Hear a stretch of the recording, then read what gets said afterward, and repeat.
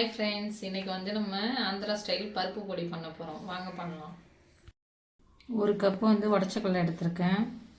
அதே கப்பில் வந்து சிறுபருப்பு ஒரு கப் எடுத்திருக்கேன். துவரம்பருப்பு ஒரு கப் எடுத்திருக்கேன். கருவேப்பிலை வந்து ஒரு கைப்பிடி அளவு எடுத்திருக்கேன். காஞ்ச மிளகா வந்து 15 காஞ்ச மிளகா எடுத்திருக்கேன். ஒரு சின்ன சைஸ் பூண்டு வந்து எடுத்துட்டு தோலோடு வந்து தட்டி வச்சுருக்கேன். கொஞ்சமாக பெருங்காயம், கட்டி பெருங்காயம் எடுத்திருக்கேன். ஒரு 1/4 ஸ்பூன் வந்து நம்ம சீரகம் போட போகிறோம். பேன் நல்லா ஹீட் ஆகிடுச்சு. இப்போ எடுத்து வச்சுருக்க ஒரு கப்பு துவரம்பருப்பு போட்டுருவோம். சிறுபருப்பு ஒரு கப் போட்டுக்கலாம். இதையும் நல்லா ட்ரை ரோஸ்ட் பண்ணிடுவோம்.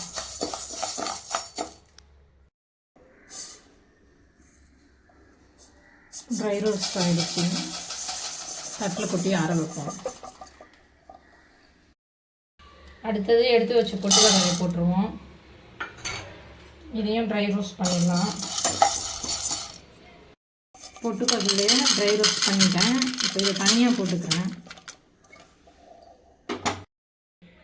ஒரு 1/4 ஸ்பூன் வந்து ஜீரகம் போட்டுக்கிறேன்.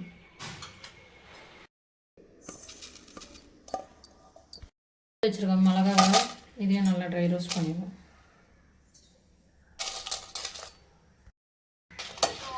மிளகாவையும் நல்லா ட்ரை ரோஸ்ட் பண்ணியாச்சு, எடுத்து வச்சுருவோம். கருவேப்பிலை நல்லா ட்ரை ரோஸ்ட் ஆகிடுச்சு. கட்டி வச்சுருக்க பூண்டையும் போட்டு ட்ரை ரோஸ்ட் பண்ணிடுவோம். எதுக்குமே நம்ம வந்து ஆயில் சேர்க்கலை.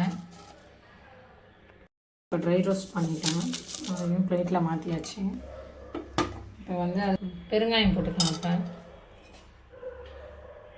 நான் வந்து கட்டி பெருங்காயம் தான் சேர்த்துருக்கேன்.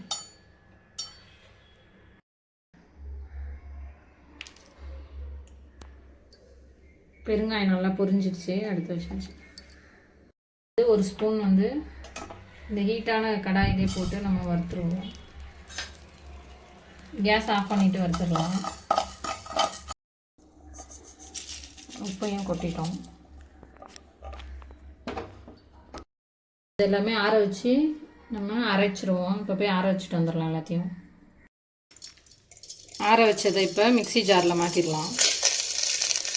மாற்றி இதை எல்லாத்தையும் அரைச்சிடுவோம்.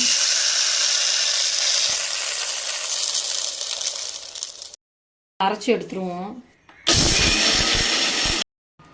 இப்போ வந்து பொட்டுக்கடலையும் பூண்டையும் இதோடு சேர்த்து ஆட் பண்ணி இன்னொரு அரை அரைச்சிடுவோங்க.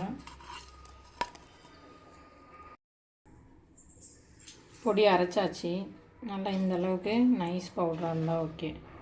பருப்பு பொடி நல்லா நைஸாக அரைக்கணும். இப்போ ஒரு தட்டில் கொட்டி ஆற வச்சுட்டு ஒரு பவுலில் மாற்றிக்கலாம். நம்ம ஏர் டைட்டான டப்பாவில் போட்டு வச்சுப்போம்.